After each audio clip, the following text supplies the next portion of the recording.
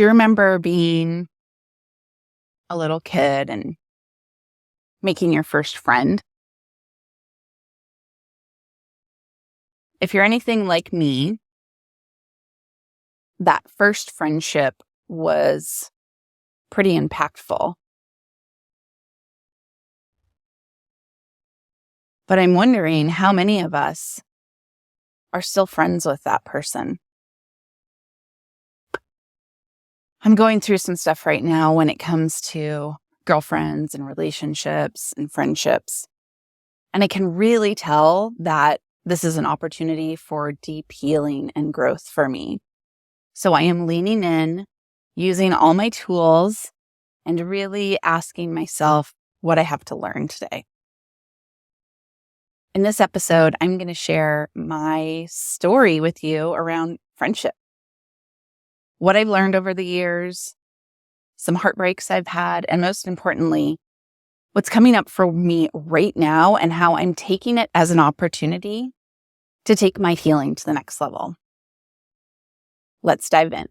Oh my gosh, I'm trying to remember my first friend. My first friend was actually a goose. It's so true. When I was about 2 or 3 years old, I had a pet goose. Her name was Mother Goose. And the story goes that she was extremely protective of me. So I'd be playing out in the backyard and Mother Goose wouldn't let anyone come near me, not even my mom. But she was completely friendly and loving to me, and she thought that I was her gosling.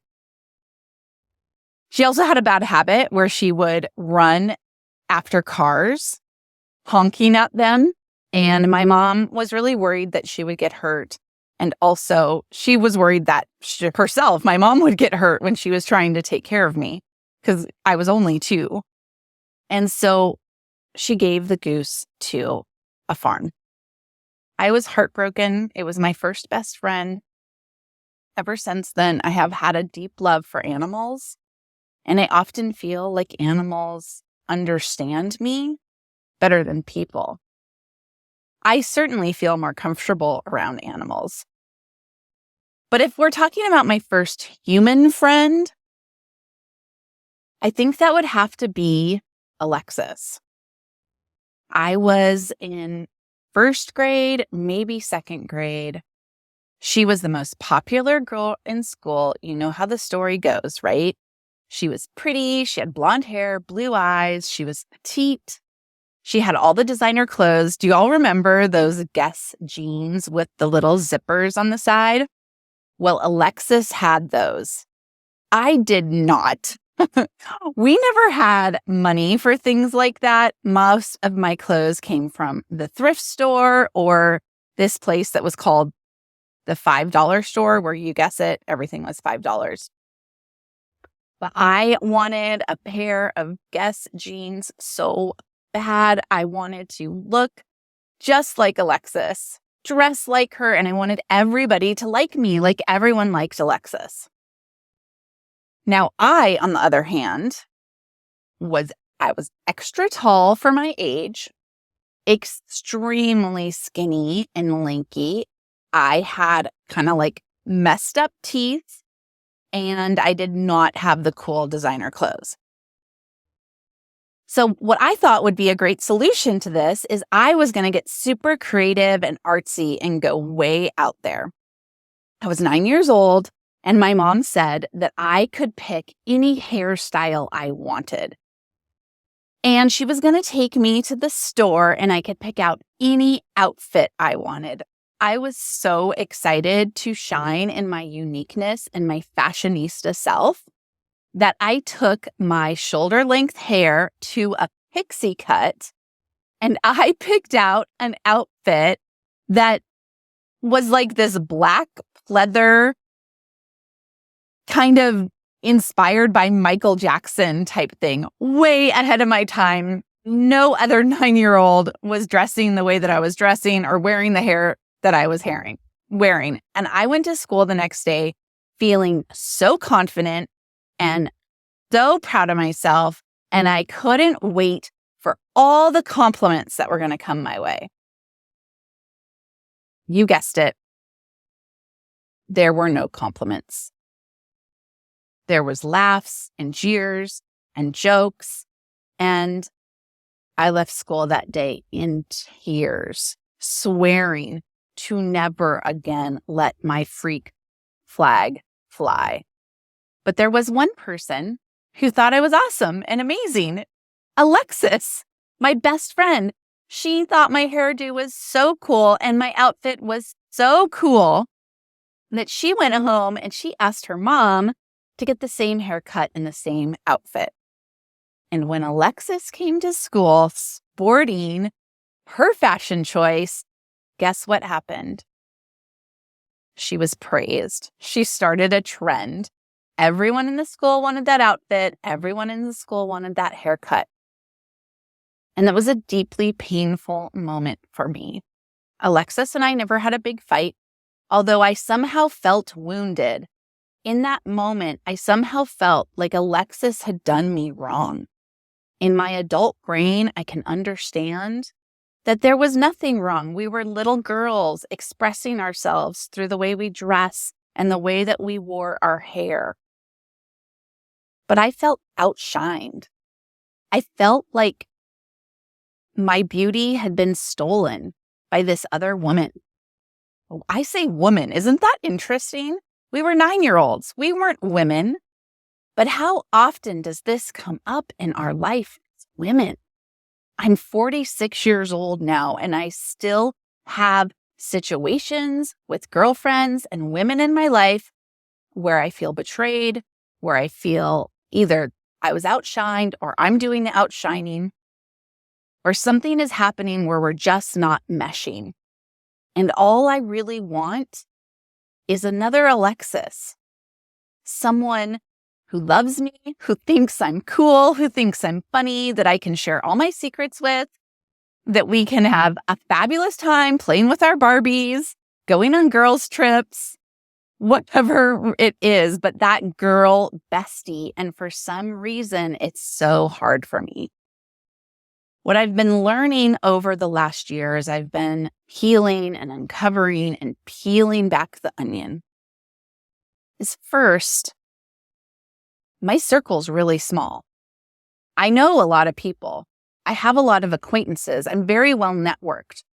I'm also very open and friendly. If you follow me on social media, you know that I share a lot about my life story. So I can feel like I have a lot of friends and I know a lot of people, which I certainly do.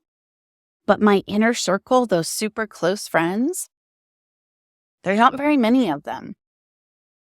And the thing I've had to own up to more recently is that I actually tend to keep people at arm's length.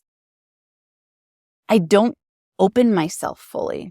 I don't give myself fully to a relationship. Yet I'm always looking and seeking for that deep friendship. So what happens, and this pattern I've started to notice, is I meet a woman, we start to become friends, we start talking a lot, and then something happens where I feel wounded, like abandoned, outshined, like she doesn't like me. We have a misunderstanding. And I get to this place again, kind of just like what happened with Alexis when I was 9, where I feel like, oh, why can't I have a best friend? Why can't I have a good friend? But what I'm seeing now is that I do have good friends. I just haven't taken the step to go deeper in the relationship because I am so afraid of abandonment that instead of truly risking it by really going deep with someone who I've known a long time, who I have history with, who I feel I want to go deep with. Instead, I go deep with people I don't know very well. And it's almost like I recreate that abandonment wound to keep myself protected, to just prove to myself, see, this is what happens. This is always what happens. And then I'm perpetually lonely. So I'm claiming this right here and right now. And if you resonate with me, if you have felt something like this, let's claim it together. That I am going to slowly open myself up and deepen into relationships. And the way I'm going to do that is I'm first going to deepen that relationship with myself. I'm going to ask myself, if I was my own best friend, how would I treat myself? How would I talk to myself? What would we do together? How would we deal with conflict?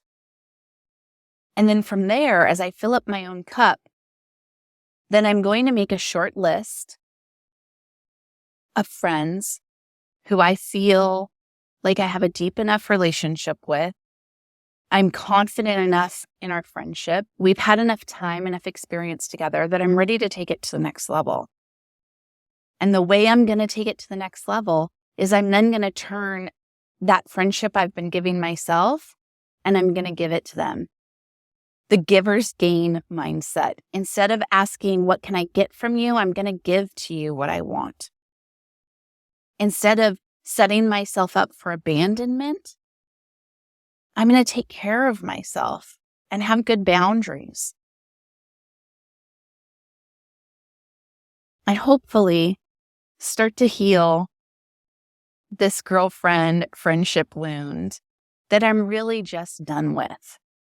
I want a friend who celebrates my freak side, who loves my fashion choices and my interesting opinions and my funny quirkiness, who laughs at my late night memes and wants to go on girl trips with me.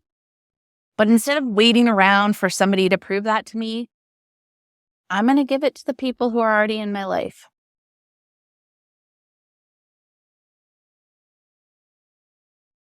I hope this conversation and this story that I'm sharing with you helps you uncover some bit of this drama that so many of us play out. I'd love to hear from you on Instagram. Send me a DM.